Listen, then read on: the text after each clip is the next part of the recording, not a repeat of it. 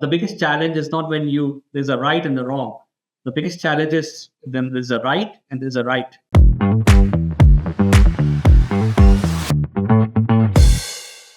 Welcome everyone to Humans of Crypto, where we dive into the personal and professional lives of people shaping the world of cryptocurrencies and blockchain technology.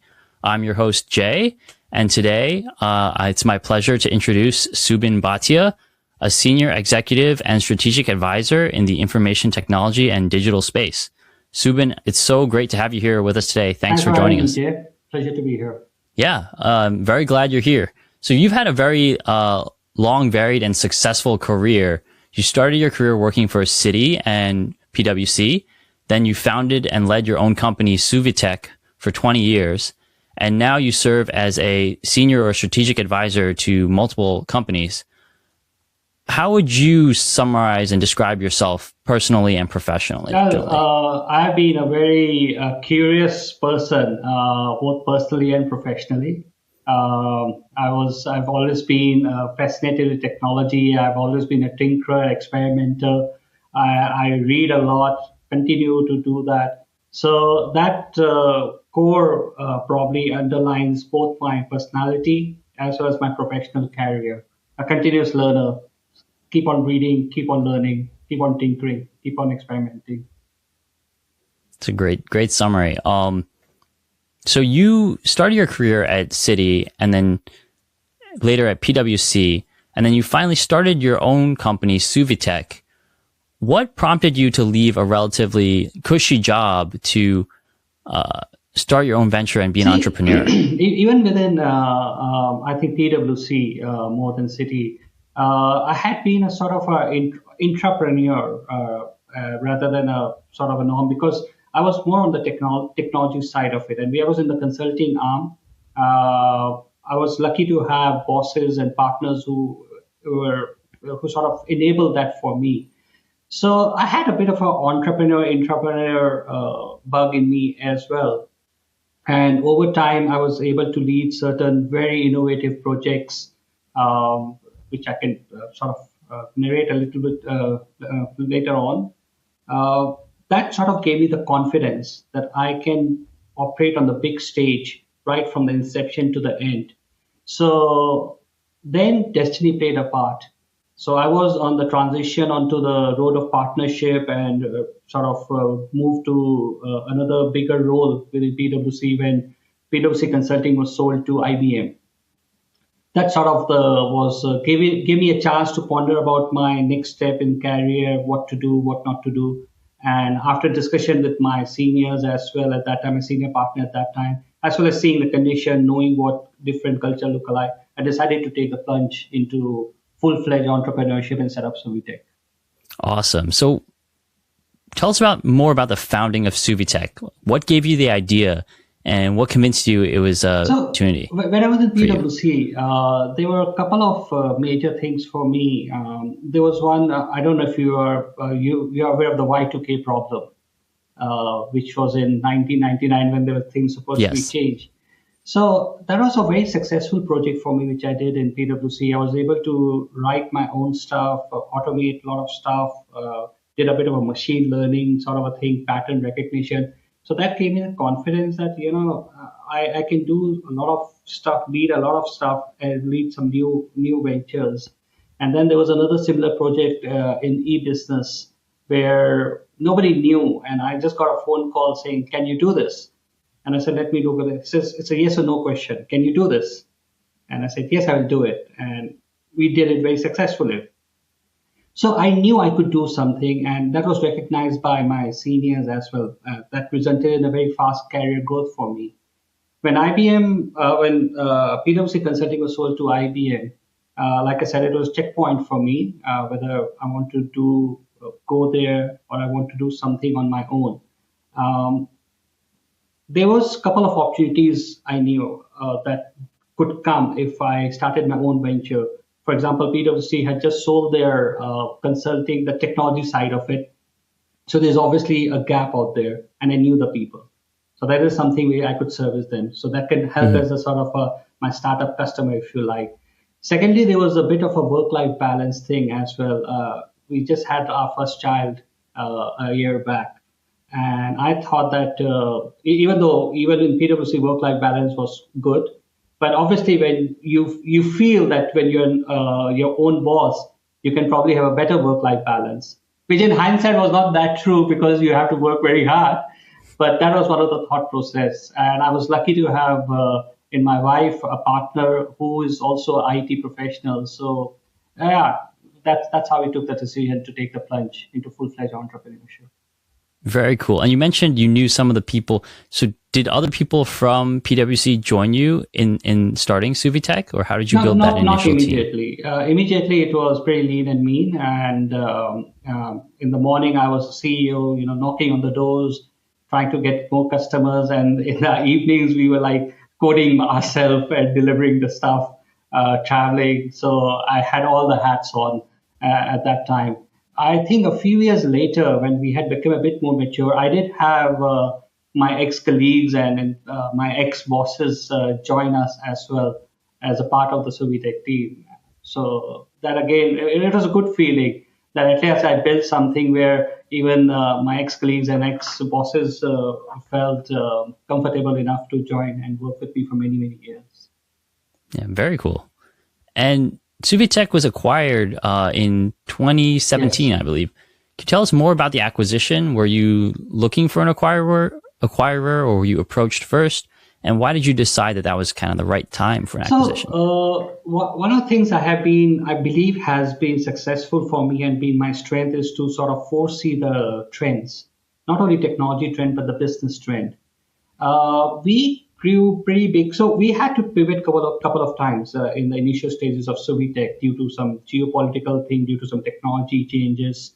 And we had become more region focused. So initially we were doing projects all over the place. We did in Australia, we did in Indonesia, we did in Taiwan. Over the years, we had become quite big within Thailand and the region, Malaysia, some work in Singapore as well. But I did convene a meeting. I remember talking about this. I said, guys, cloud is coming. And we were good partners with big boys like Oracle and Microsoft. We received awards from them. There was some new technology from Oracle called Exadata, which we had pioneered. One of the first projects in the world, not only the region. We got an award for that. It was very challenging. And because then there were some changes within Oracle's partnership with Hewlett-Packard, which then acquired Sun. So it was one of those, roller coaster rides, but at the end, very, very successful. So I called for a management meeting. I said, guys, the trend is coming more and more on the appliance server, on the cloud technology. The big vendors are going to deal directly with the customers. If that happens, our value addition needs to change. Our business model needs to sort of adapt to it. And one of the things was how do you get more recurring revenue, create more intellectual property of yourself? That was a discussion we had, all of which required more capital, upfront investment of capital. And also we were looking at the influx of a lot of strong Chinese technology providers. The big names, I don't need to take them on here, but they were also coming to the market. They had deep pockets. So we had everything, but we didn't have deep pockets.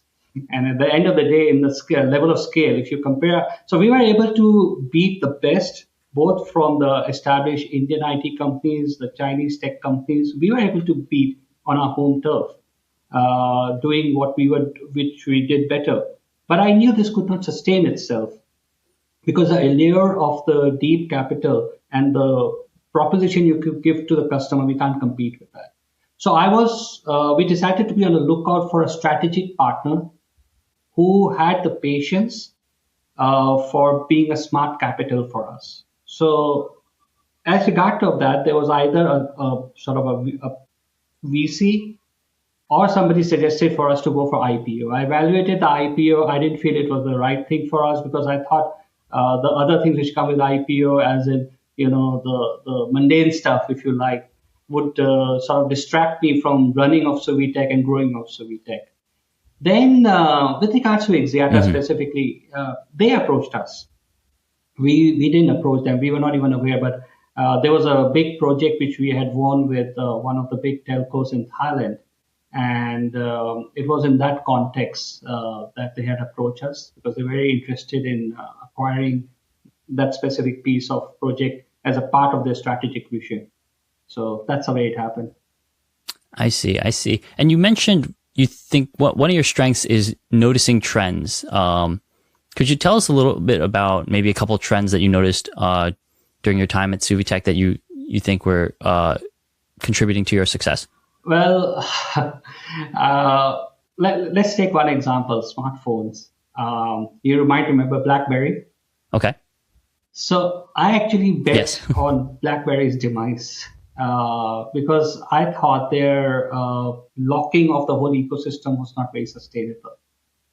That remember the pin, you need to share the BB pin or something like that just to be able to message to each other. I don't know if you ever use a BlackBerry in your life because you look very young, but that's the way it was. Personally, I have not owned one, but my mom Exactly. did So there have were like one. Blackberries all over the place. When I first tinkered with it, played around with it, and said, "Well, that's cool, but this thing doesn't sound racist." And there's no technology reason to do it. Oh, there's a security thing, this and that. I said, not really. I mean, because I had written my own security functions when I did deliveries, both in PwC and initial days of SuviTech. I actually wrote my own cryptography, username, password sort of a thing. So I had an idea how security worked. Not really. So, and the smartphone, but what BlackBerry did was that it put the smartphone and this messaging into everybody's hand. And there was an alternative beyond SMS at that time. SMS was huge business at that time. So I did bet on this sort of a technology growing up a little bit, which meant the telecommunication companies will have more business models to work around. So when we pivoted on, we have this much bandwidth, the resourcing is a challenge, investment is a challenge. What industry do we focus on? Decided to focus on telecommunication because I could see there's a bit of a smartphone revolution coming. And the challenge of, it's going to be very expensive, people are not going to afford it. I was very confident that, very soon the prices are going to come down. There's Moore's law. My background is I'm an electronics engineer. Not that I really implemented it anywhere. Semiconductor IC simulation, I've done that as in my university time.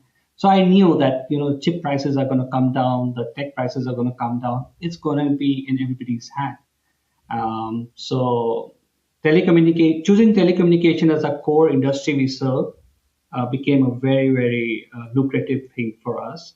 And then not only limiting ourselves to telecommunication, because the problem was you become close with one company, the competitor will not work with you for good reasons. You're doing their billing, you're doing their data warehouse, you're doing their customer care. Why will the competitor deal with you? So then we develop the competency of the customer. So customer is the king. Customer experience is very important. So then we developed the customer experience as a horizontal stack. Took it across into retail industry, banking industry, government industry, public industry, because customers are becoming empowered with their internet access and with information access. They expected no less. Even a consumer in Thailand knew what a trend overseas is like, or they would expect something similar from their providers. So that horizontal industry of telecommunication and the vertical of telecommunication and horizontal of the other industries like banking, finance, retail, that sort of became a very good trendsetter for us. We became a good trendsetter in that area. Okay. Very interesting. And so going back to the acquisition, I've seen with my peers, instances where, their company was acquired and the transition has not always been smooth. So in your experience, what are the key things to execute well after a company is acquired? And what, if you could go back in time, what would you do maybe differently if you could do it again? In our case, the good thing was the Axiatas team, which approached us and worked with us, was comprised of good professionals, good mix of professionals. There were some people who were been in Axiata for a long time. There were some people who had come from outside, had a bit of an entrepreneurial background, and that's what the team was empowered to look at more enterprise business, more non-traditional telecommunication business. So we had a very good and upfront, open discussions on the plan, on the strength of both sides, how we can grow this beyond, what only Exiata or only SuviTech could do. So that was a good part. Post integration, obviously, there will be challenges because you have joined from a startup sort of. Even when became big, I was very cool, very flat organization, very quick decision making. Listen to everybody, then take a call because that's the leadership style we had. But then when you become a part of a big company, there are more processes, especially on the legal side, on the financial side. So those became a bit of I wouldn't say challenge, but learning, especially for the team, and we had to sort of overcome them one by one. In some cases, adjust our practice. In some cases, go and defend and let's change this because that is for a traditional telecommunication company and not for our enterprise business setup. So it was that sort of a process, and obviously there were learnings on the way all through, learnings from both the side. But sorry, just to Okay. And you stayed on sorry, as just a to add one thing that as a leader, Sorry, go ahead. then even though I was in the transitional role, and one key thing was keeping your team, pre-integration team, updated on what is going on, and then explain them the context of where the bigger picture is coming from. That is very important. Not leave them in the dark. You just say, do what they're telling because they are quiet us. No, it's not like that. Explain how it's going to benefit the company, how it's going to benefit them. So that was, I think, a very key part of this whole integration. Okay. Okay, and that actually leads in perfectly to my next question because you stayed on as a strategic advisor with Axiata for 3 years after the acquisition. So I want to ask you, how did your role evolve? You were founder and CEO at SuviTech, and as you transitioned to this advisor role, and over the next 3 years, how did your role evolve? What were the kind of like the lessons you learned in basically handing over leadership of this company that you built to the parent company? My transition was anyway part of the whole succession planning, and the people who succeeded me, whom I worked with as both director and as strategic advisors, they were both very competent people whom I got along very well with. One of the reasons for that was as a CEO of a company which is part of a big group, there are a lot of operational affairs, there are a lot of mundane but very necessary things which you need to do. And my strength, which was both recognized by them and which I knew as well, was to be able to have more bandwidth to help them in their strategic aims, be more active at the region level. They have operating companies all over the region in multiple countries. So I actually got opportunity to interact with many of them, give my input, my experience, share my experience on the enterprise business, on the technology business, how every telecom company was becoming sort of a solution provider rather than only telecommunication provider. So that trend was starting at that time. So I had more bandwidth and more power to do that part of the work rather than the more operational part of the work. I still was an advisor on a lot of key strategic items even SuviTech was doing. And as a part of that, we were also able to look at other things which were non-traditional business. Like, for example, we looked at setting out the IoT, one of the first IoT network in the region. We evaluated LoRaWAN, we evaluated Sigfox, we evaluated NB-IoT, the use cases around them.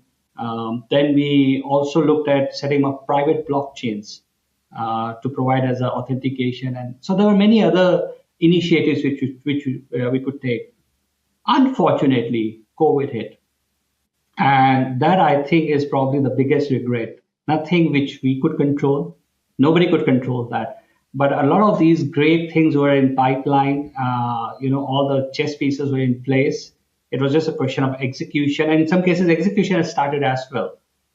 There were some projects which I probably can't share much about, but I know that everything was in place, tech was in place, solutions were in place. But with COVID, a lot of those things had to be shelved or postponed indefinitely, unfortunately. So missed potential, missed opportunities, but that's the way life is. And life never goes away. It's planned. Yeah, certainly. Thanks for sharing that. And as someone who's been in a leadership or a senior role for so many years, what are some of the leadership principles that you have guided you throughout your career? See, when we talk leadership, everybody will say, you need to be truthful, you need to be communicative, you need to have a vision. Yeah, that's all very, very important. But for me, I think the key differentiator, in addition to that, is to develop your emotional intelligence, your EQ, as importantly as your IQ. Because emotional intelligence allows you to know what role to take as a leader on that day, on that situation, on that project. So in some cases, you have to be an absolute tyrant or, very firm. This is what we are going to do. We have taken the call, stay the course. In some way, you need to hear, listen to everybody, be more, empower the other people more. Get everybody participative in a decision-making process. But you can't do that all the time. Because if it's a decision by consensus, nothing will ever get done. On the other hand, if it's a decision that I'm saying this, therefore do this, there's no point of having smart people around you. Similar is the case in many, many situations. And sometimes you judge the people, you don't judge the situation, you judge the people. I always used to say that the biggest problem is, the biggest challenge is not when there's a right and a wrong. The biggest challenge is then there's a right and there's a right. How do you select which right to take? What is the right path to take? And what's the reason for that? Especially in terms of when things are changing a lot, when still things are uncertain, your team looks at you to take that call. The key facet of leadership is to be able to strike a clear path even in face of confusion and unclear things. That's what a good leader does. And last but not least, perseverance. I mean, keep your ego at home, honestly. Don't throw your weight around. And there's this famous line from the movie that in the end, it will be all okay. If it's not okay, it's not the end. That's the attitude to have. But again, be emotionally intelligent enough to know when to quit as well. You just can't keep on going down the right way. So I think this emotional intelligence soft skill is a bit underrated. Especially when we celebrate a lot of leaders in the media, in the press, whose probably that side is ignored a little bit. And the successful leaders, unfortunately, are not recognized because they are not known, because they're more emotionally mature, not to beat their own drums. And but I think we need to develop that a bit more for leaders. That's a very, very interesting and helpful perspective. Thank you. I'm just gonna adjust my light here. I forgot to do this earlier. But okay, so going back to your thoughts on emotional intelligence, how would you suggest someone that's kind of early or young in their career to go about developing that emotional intelligence and that judgment of how to behave in different situations? Well, I think first and foremost, read a lot and be very aware of what is going on in the world around you, be it the society, be it the country, be it geopolitics, be it the different cultures. Why is that? Because that allows you to understand the people better. At the end of the day, when we say I'm dealing with this company, I'm dealing with that company as a partner or as a customer, you deal with people, really, people in the company. And your experience with a company is actually your experience with those people. This is why two different people can have different experience with a company, because they dealt with two different people, two different leaders in the company. So learn a lot about these sort of developments which are going on. Try to understand other people more. Don't come with preconceived notion. And if you do have preconceived notion, be flexible in learning that. Don't compromise on your principle, but be flexible to have learning and incorporate that into it. Don't be brash. Don't throw your weight around. There's always somebody more intelligent than you in the room. If not today, tomorrow. I have spent more than 25 years in this industry, and I can tell you, till today, I learn new things. I will never treat a younger person or my subordinate as if I know more than you. I'm experienced more than you. I probably have more battle scars and more than you. But can never assume I'm more intelligent than you, because you will know something which I don't know. I've learned things from for God's sake, our repair guy who used to come and fix our air conditioning. Sometime in conversation with him, something would be, yeah, that's a good idea. Why don't we do that? Keep an open mind everywhere. Totally, definitely. And have there been any pivotal moments in your career journey? Some moments that really stood out to you that were especially valuable lessons?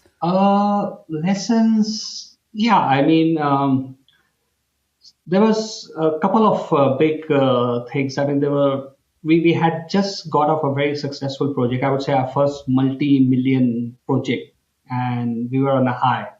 The same customer had issued more requests for proposals. We had submitted those things in. The feedback was, "Oh, it's great. You guys did a great job." Yeah, it was like, we are going to get it. And based on that, there was another customer in another country, and we did that as well. And I was like, okay, how do we ramp this up? We need to hire another 10, 20 people, this and that. So we were already in the intimate, we're going to do this, blah, blah, blah. And it turned out we lost both the projects. We didn't win the projects. And the reason for that probably was a competitor also got the feeling that they were the second place, not the first place, and they worked much harder than us to win. How they did it and whatever, but they did it, and we lost it. So that was a shock route for us. That I never thought we were being overconfident. I thought we were being pragmatic, but that taught me that we were being overconfident. So that sort of taught up a bit of a reality check as well. But they've been very positive learnings as well. It's how you react to all the situation. I keep on saying setbacks keep on happening. So I was never under illusion. I've never been under that illusion, I'm the best sort of a thing. But that kind of taught us that even after you've proven things and the team likes you, the customer likes you, but there's so many factors at play. Ultimately, they're a business. They have their own KPIs to meet. They have their own factors to meet. If I score a 90, he scores a 80, but his pricing is half mine. Even though they like me, they are my good friend, they have seen me in action, but for the company, that is a better solution. I would do the same if I were in their shoes. So that gave me a bit more perspective about that point of view as well. And we use it to good effect in our subsequent project bids and our interaction with the customers. Okay. I want to go back to the point that you made about oftentimes good leaders are overlooked because maybe they're not the type to self-promote a lot, right? Is there a particular leader that you look up to as like a very good example of a leader that you would try to model? I don't think I've tried to model myself like anybody, but I've sort of tried to learn from a lot of people. And the problem is, well, the big names all of us have read about, but the problem with a lot of unsung heroes is that people don't know about them. And if I go beyond, the business world and go into the social world and political world, yes, they are. You probably would not even know about this, but there's this. Look at my family. My great grandfather was from a very established family in the England when India was under the British rule, and he took the path down for freedom struggle. He was the one who came to Thailand, helped set up the Indian Independence League. Then there was this Netaji Subhash Chandra Bose who came down here. They set up the Indian independence movement. They worked in complete anonymity, and they were able to achieve so many things which people didn't know about. Until today, now the things are coming out, the recognitions are coming out, and even as his great grandson, they are like recognizing me and my brother and my family. And what we are learning is that people have done so many selfless things, and they have been so brave in adversity. They have not been afraid to adopt something new. And even if a huge hurdle comes, if you're perseverant enough and you have enough hustling resources, you can overcome them. For me, that has been a very, very key motivator in my life. That anything can be done if you put your mind and your effort to it. In terms of industry leaders, yes, I met a lot, learned something from a lot of people, but those names probably not mean anything to you or to anybody else.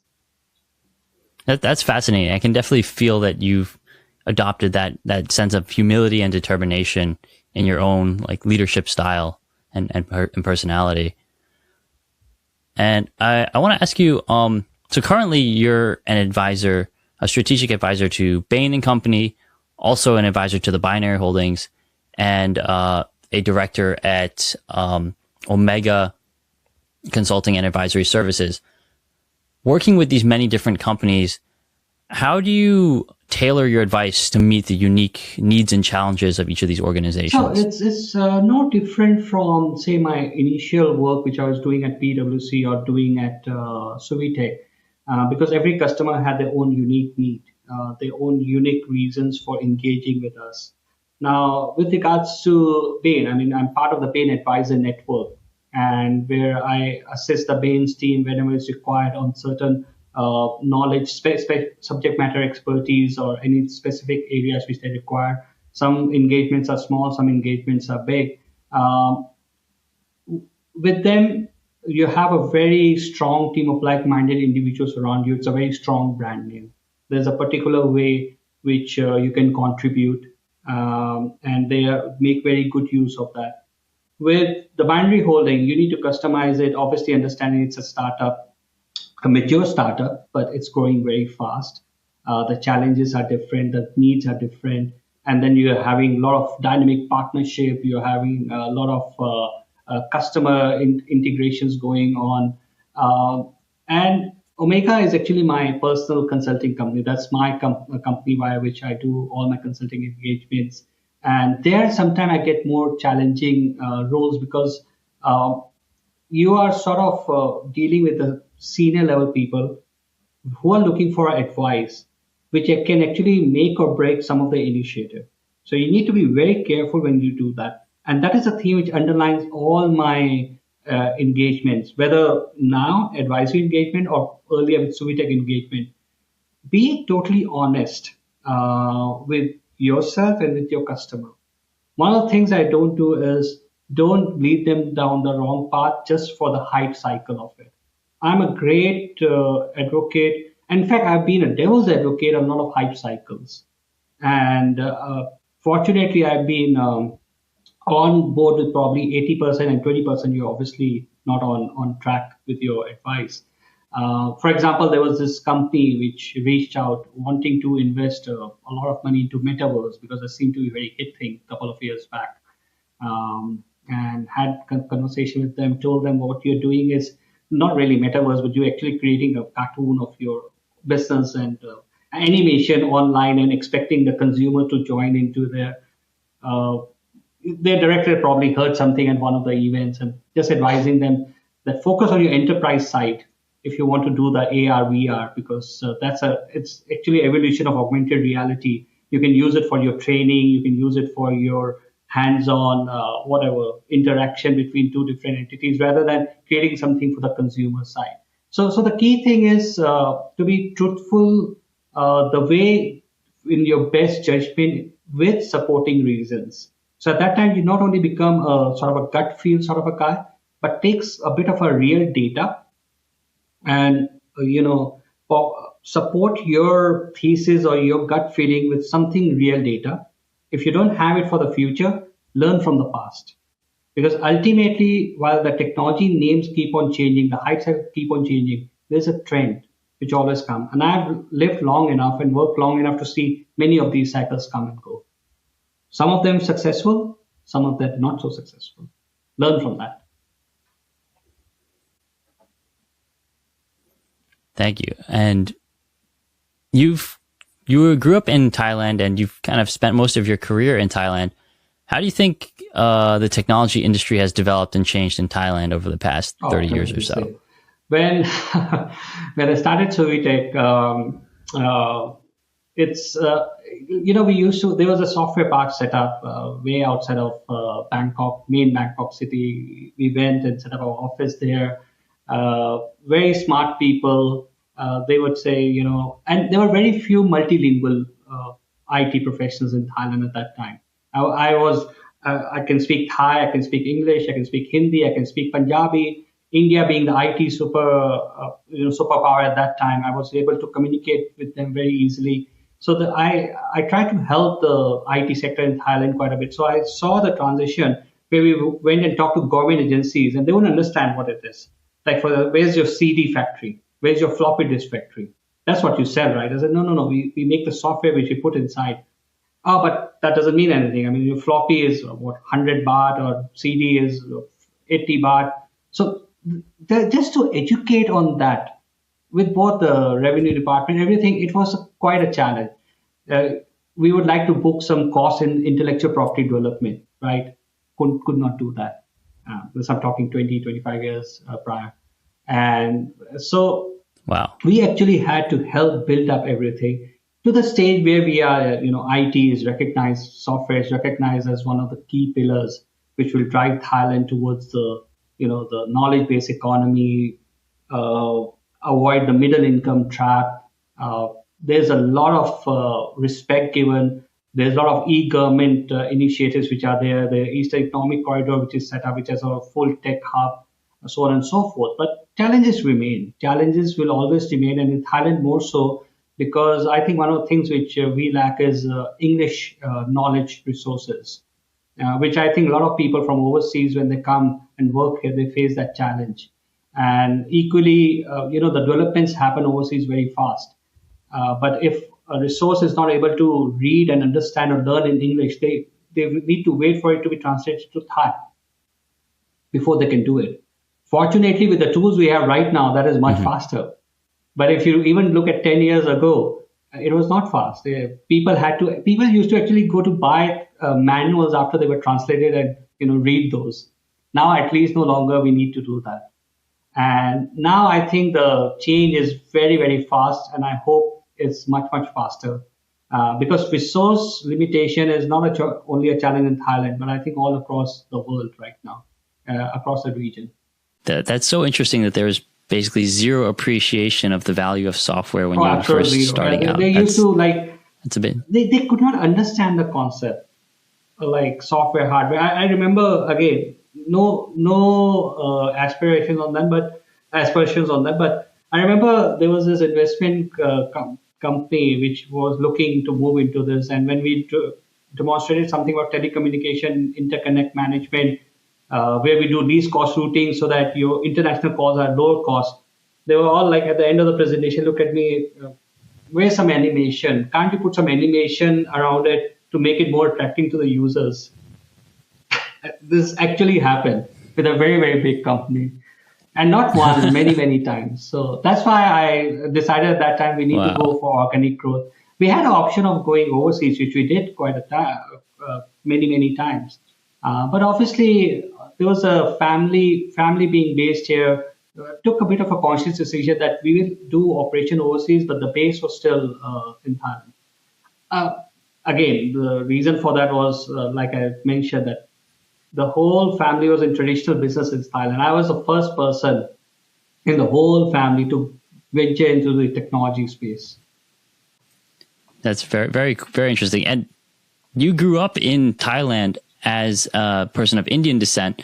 What was it like for you growing up? What was your upbringing like? And I'll stop there. I'll let you answer that question first. It's very interesting. See, I'm from a Sikh, a Punjabi family. And Sikh Punjabi families' culture is generally very dynamic, very brash. Don't be afraid of anything, fight for it. Thai culture is much softer, much more at peace. And then I'm from North Thailand, where even Bangkok lifestyle is fast for North Thailand. So I was born in a place which had such a less population, and the living was so different from the family's culture. But I was lucky to have my father and my mother as sort of the guidance in there. So my dad helped me look at made me aware of what is going on outside, the geography. I remember he used to get all these magazines imported in English, which we never had, obviously. So that sort of gave me a bit of a limited window. But when I went to India, that was a huge culture shock for me. I was like, what the hell just happened here? Because it's such a competitive place. especially in Delhi.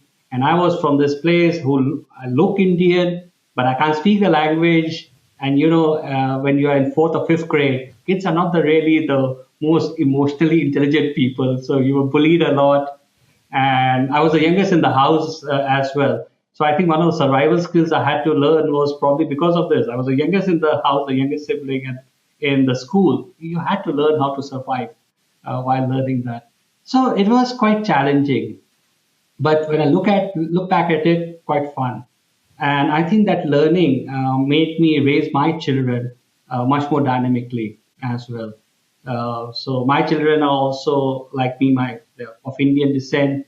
They're Thai nationals. They are multilingual as well. So I was able to sort of fine tune the upbringing based on what I had experienced while growing up. The positive side of it is that I have multiple hats. So when I'm with Thai friends, I'm completely Thai. When I'm with Indian friends, I'm completely Indian. And when I'm in expat, the international, so I'm pretty much a global citizen. And some of my close friends actually comment that, man, you can really switch casts very quickly. I said, I'm natural in all these because it's not a pretense. It's just the way I've been brought up. Right. Is that what you mean by raising your children more Yes. dynamically? And how do you go about thinking like how to take the best parts of like different cultures that they're exposed to and raising them to take the best of both worlds? I feel that every culture is good. We don't look down on any culture, but then there's your own culture and what you've been through, what you feel has worked for you. So being very upfront on why we are here. Number one, why we are here. That's a question I asked my dad, and that is a question with my children. Why we are? How come we are here? Explain it to them. Take pride in your heritage. Take pride in that. Also, you're a citizen of this country. You take pride in the Thai culture out here. You need to contribute to the things out here. And then you sort of become of a hybrid culture. Sometimes in our statement at home, in one sentence, we speak 4 language words without realizing it. And this is something which my friend has said many times. Did you realize you just spoke 4 languages in one sentence? So we develop a sort of a unique thing, which is within internal family. And I believe that's a huge strength, actually. Because you are able to not only adapt, but you're able to communicate in a much better way and you're able to empathize. One thing I said about emotional intelligence is the same thing, that understand people more, understand culture more, and you'll be able to interact with them in a better way. So even if you have challenges in the work, you will know how to solve them because you have sort of done it when you're growing up. That's so cool. I wish I could speak 4 languages in the same sentence. Going back, you mentioned you were the first person in your family to work in the IT industry. What got you first interested? How did that happen? Given that your family was all in traditional businesses. Yeah, like I said, my mother was a great proponent of education. My dad's line by that time, well-established business family, traditional businesses all over the place. My mother was a master's in economics at her time, which was a big deal. And she came from India when she got married to my father. And she was a great proponent of education. I was just born up like very tinkering this, tinkering that, creating my own toys. I get a toy and I will break it apart to see what is inside, try to rebuild it. So that probably just came naturally to me. And when I went for my studies to India, the people around me, like I said, very competitive. And when we became very good in it, I was very interested in science and maths because in hindsight, probably because they were more predictable for me. Life had become so tough with the culture changes and with the things which were going around me. But mathematics was something which was always rule-based. So I loved math. I did pretty well in the math Olympiad as well. I loved sciences, especially physics. I used to love physics quite a bit. Because I became very fascinated with that, I actually wanted to become a doctor, to be honest with you, because there were few uncles had become doctors in Thailand. And when I was in my pre-college, which is called 11, 12, I had taken medical and also taken mathematics. a lot of people were studying for engineering exam, and they would come to me for some help. And I said, "Why are you doing this?" They would explain to me, "Oh, there's this IIT, great university," and that got me fascinated. And that's exactly how. I actually applied in medical university and I applied in just top engineering university. But when I read the curriculum, IITs or engineering fascinated me much more than medical. So that's how I made my switch. And then within IIT, I did some. I was an electrical electronics engineer, but I wrote a software simulator for semiconductor uh, design, and that's how I got into the whole IT Okay. bit of it. But believe me, when I came back here and I obviously started working, people were like very shocked. What are you doing? I mean, why don't you join the business and do the traditional stuff? People have become very rich doing that. But I knew very early on. I remember saying to my dad when I was just 12 or 13 years old, I'm never going to work in what you guys do. I just can't do it. This is what I'm going to do. So yeah, it was just destiny, I guess. Wow, that's so interesting. You knew from such an early age, kind of your innate interest kind of just led you in that direction. Yeah, I'm just lucky, and I was lucky to have the parents who supported it. I was lucky to have a family who supported it, and lucky to find maybe a life mate in my wife who was also in IT, and so we still joke about it. I used to joke that let's get married. If I start up my company one day, I don't need to pay my first employee, and that's actually what happened. She still sometimes jokes about it. That's funny. So on a more personal note, outside of work, how do you maintain a balance between, personal and professional life? And how do you maintain that kind of work-life balance? Sports. What are your interests outside We of work? are a big sporting family. Sports have been very useful for us. In fact, so I purposely took an office which was not very far away from my residence. And I remember at 5 p.m., unless there's something, real emergency, we'll come home, play with the kids, either cricket or football or some sport or badminton. Play for 1.5 hours, and Okay. if need to continue work, we'll continue work after that. So sports became a great work-life balance thing for us, and it helped me grow closer with my boys as well. And it helps me. I actually learn from sports in my work life as well. I'm a very avid golfer right now. If you've played golf, you'll understand what I say, because in golf, one day you can play the best of the golf, everything goes right for you. The second day you played the worst of the golf you ever played. And there are so many decisions you need to make. You play the same golf course 100 times, experience will be different. To hit a great shot, but just 1 inch left or right, the result will be very bad. And the thing is, you don't play against anybody else. There is nobody else who's trying to hit you. It's you playing with the circumstances, which is a great anecdote, a great metaphor Right. for the professional life as well.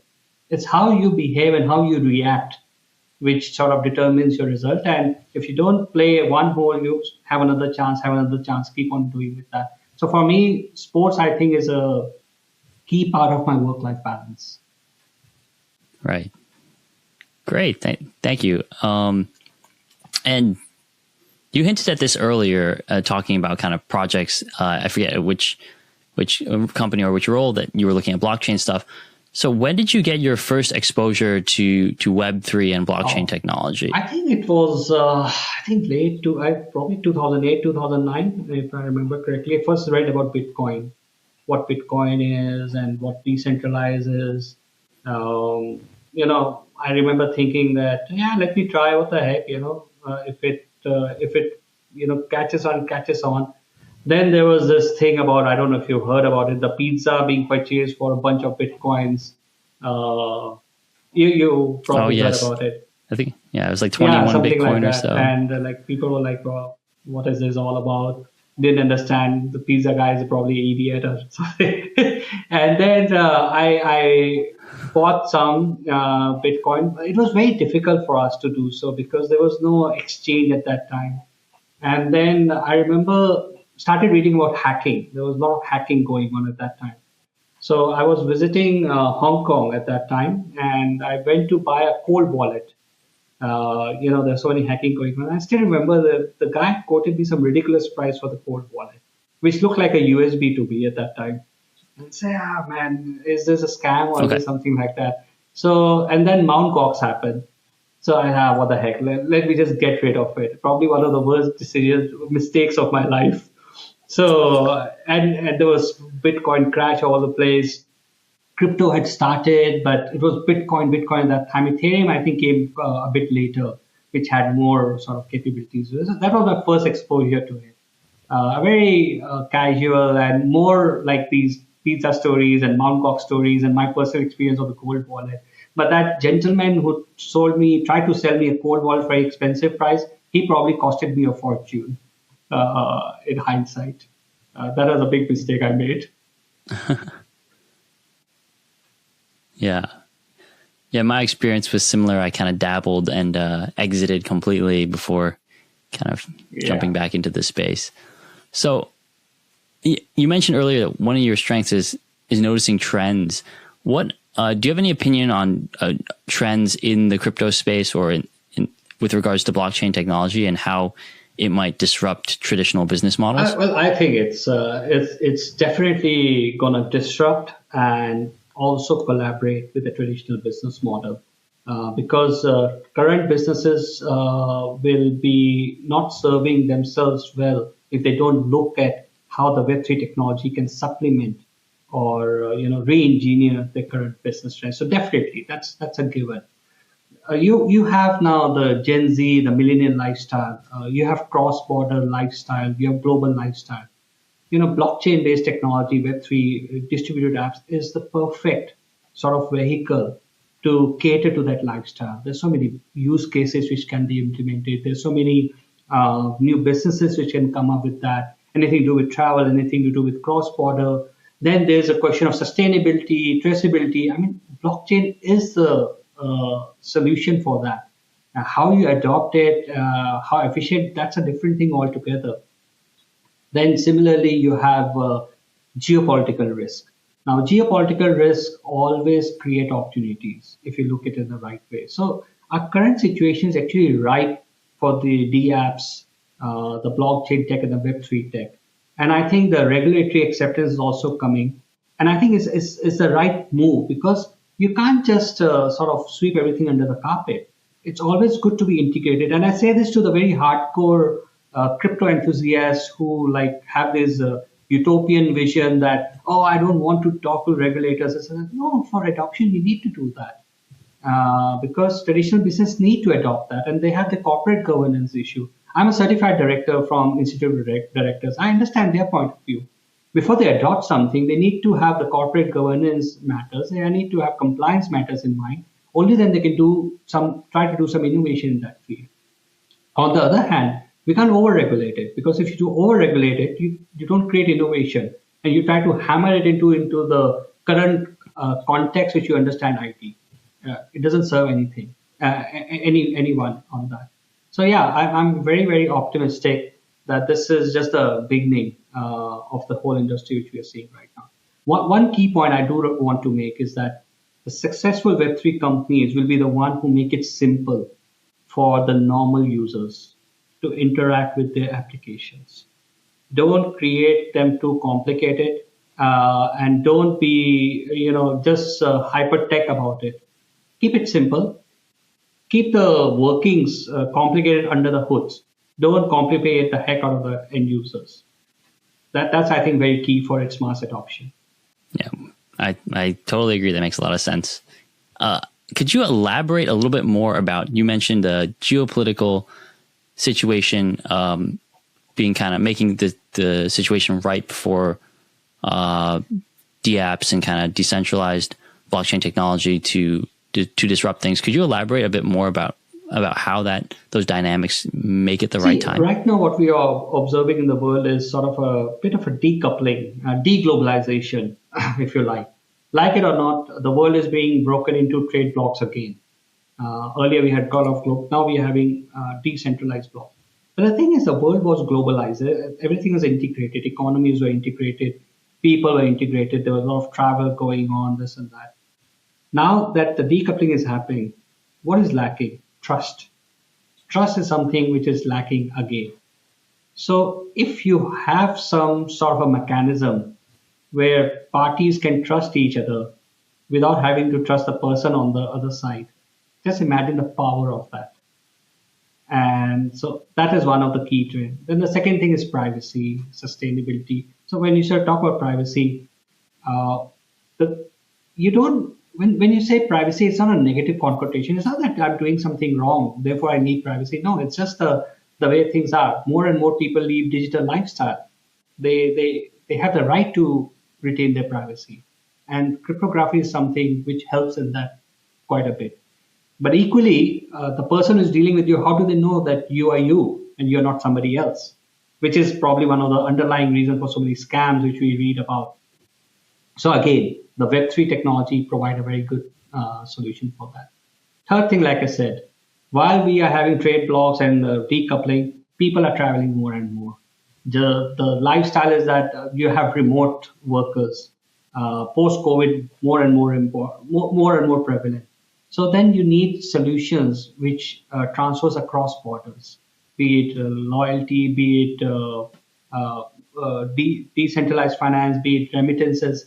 So that again, Web3 technology is very well served to do all of that. And there will be hundreds more use cases which we have not even imagined today, which I'm sure are there. There are so many smart brains out there, and I'm sure we'll see much more of those.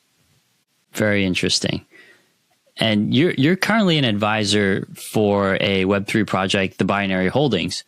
How did you become an advisor for the BNRY Holdings? I met the founder CEO, Manet Parekh, at one of the events, and he's from IIM, Indian Institute of Management. I'm from IIT.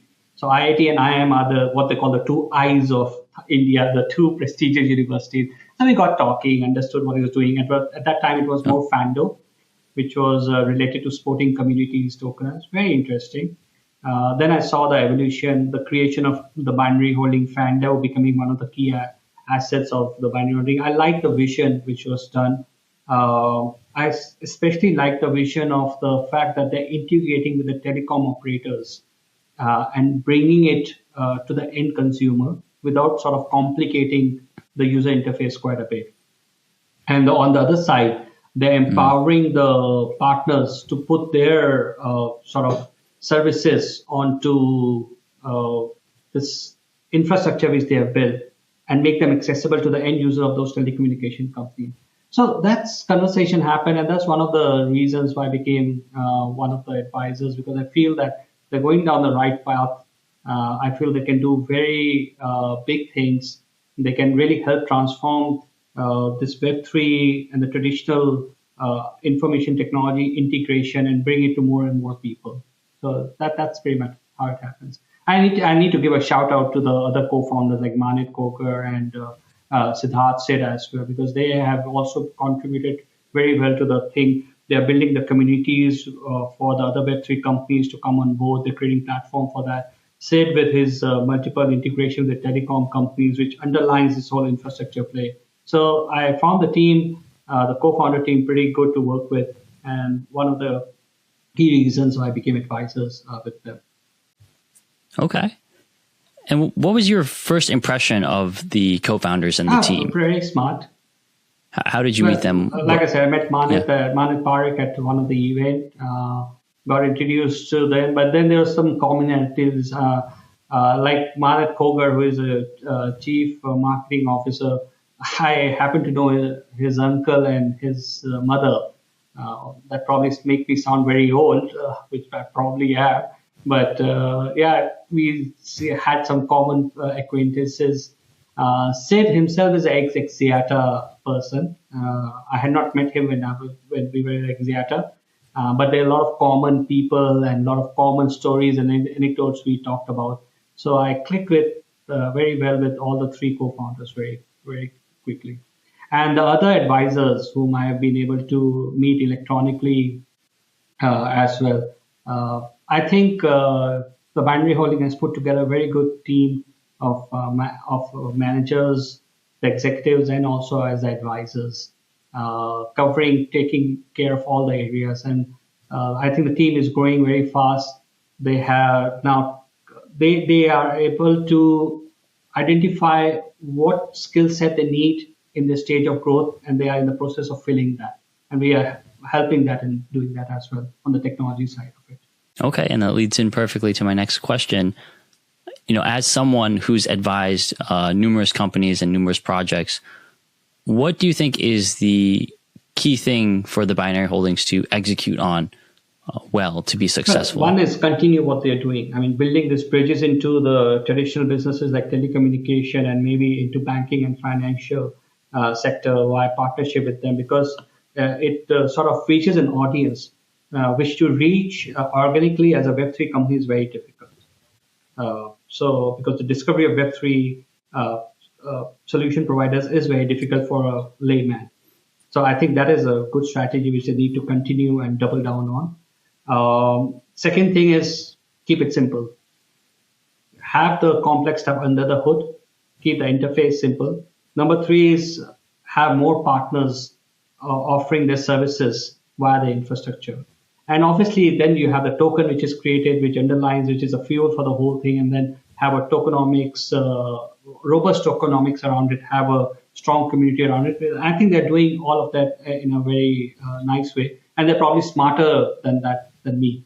Like I said, in the Web3, hands-on, probably they're much smarter guys than me, younger guys than me in doing that. So yeah, hopefully this will all click together and Binary Holding delivers on all the good promises it's showing right now. So it sounds like you're very excited about the Binary Holdings because it enables companies to reach. It's a Web3 company that's able to reach all these users that you wouldn't normally be able to reach, and provide this platform for other services to reach all these users. Just look at the power of it. So if you have an app from your telecommunication provider, your mobile operator, how often do you open it? Hardly. Maybe to pay the bill, maybe to redeem some promotion, that's it. But by integrating the Binary Holding portal within that app, which will have a game, which can have a loyalty, which can have a contest, which can have functions like digital twin, so on and so forth, you actually enable that consumer to open the application for the telecom companies more often. How powerful is that? I work with telecommunication companies for many, many years. Their biggest challenge always is customer engagement, average revenue per user, reducing churn. I mean, every year it's the same story altogether. Now imagine if you are engaging with a bunch of solutions via your mobile app, via your telecom app, which is enabled by the Binary Holding. Imagine the power it gives to both the telecom company and to the Binary Holding. And then imagine the catalyst it can be for the partners who partner with the Binary Holding and allow them to put their icon onto this portal, onto the mobile app of every consumer of the telecom company. Suddenly they have an audience which they never thought of. So you can have a company in East Europe doing something great out there. They don't even know where Southeast Asia or not bother, or they don't have the resources to do that. But by doing this, you suddenly can get additional consumers using their services and their products. How powerful is that? And that is probably the real promise of this so-called decentralized architecture, and where you can be from one entity, the authentication is done by another entity, say a telecom operator, and you're able to interact and do commerce with each other in a seamless way. And that's the promise of the Binary Holding infrastructure play, which they're working on right now. That's fascinating. Yeah. Thank you for describing it so well. And before we wrap up, I've got a rapid fire round of a series of questions that'll have like 1 or 2 word answers, just whatever you have off the top of your head. We've just got a few of them here. So we can start when you're ready. Yep, ready. Sure. So first question, if you had to describe crypto in one word, what would it be? Revolutionary. What is the last Web3 related thing you searched? It was a related Web3 discovery, some SEO for Web3. How do you discover Web3 companies, the services provided by them? Okay. If Satoshi Nakamoto invited you to dinner, what would you ask them first? His password and the wallet address. Well, that's obviously true, but in reality, I'm really keen. What brought the idea, and why did he stay anonymous from day one? What was that? That's a thing Okay. which I'm still pondering on. Yeah. Great question. What was your biggest crypto gain or loss? You can talk in terms of percentage terms or The multiples. altcoins, in terms of percentage, there have been a lot of losses, there have been a lot of gains, but in terms of the actual number, it's insignificant. But the tangible gain is Bitcoin, and I would say 300 to 400%. Okay. Well, what's your favorite crypto wallet? MetaMask. If you could meet any person in the crypto space, who would it Because I be? met the founder of Bitcoin already, I think the second number, I really want to talk to Michael Saylor, who is the CEO of MicroStrategy. Because coming from a traditional industry, I really want to understand his viewpoint on how he has such a conviction on taking a listed company and just doubling down on Bitcoin even when the chips are down. You need a special character to be able to do that. Yeah, certainly. And last question, what's the craziest or most contrarian prediction you have for the future of crypto? Well, we enter a world where crypto is adopted by the consumers, by the regulators. The central bank has issued their own token. The CBDCs are prevalent all over the place. And then a breakthrough in quantum computing just puts a cat among the pigeon because algorithms can be hacked. And then we have another Y2K kind of situation where people are fixing the whole algorithms, the cryptographic algorithms. So that's a crazy, crazy thing which can happen. And you never know. Quantum computing is moving very fast as well. So in another 5, 10 years, we might be talking in a podcast about quantum computing. Yeah, it's certainly a crazy scenario. Well, that's all the questions I have. Subin, thanks so much for joining us today. Is there any final thoughts you'd like to share before we sign off? Thanks, Jay, for a lot. It was great fun talking about this and just reminiscing on the journey I've had. While talking to you, I just got reminded of something which I probably haven't talked about for a long time. So it will be good nostalgia for me as well. And I wish the best of luck to all the people who will be listening to this and all the people who are getting into the Web3 or who are already in the Web3 journeys. And just parting message is that keep on doing what you're doing, keep on adapting to whatever comes up. And believe me, this is something which is going to change the world. Done the right way, this can be another, a fire or electricity or a wheel movement for, humankind. And I don't say it very mildly. I say it with full weight of my conviction. So, yeah, thanks for having me here. Powerful words. Yeah, thank you so much for joining us. It's been a real pleasure hearing about your career experiences and for you to share your wisdom with us. I really enjoyed talking with you, and thanks so much for your time.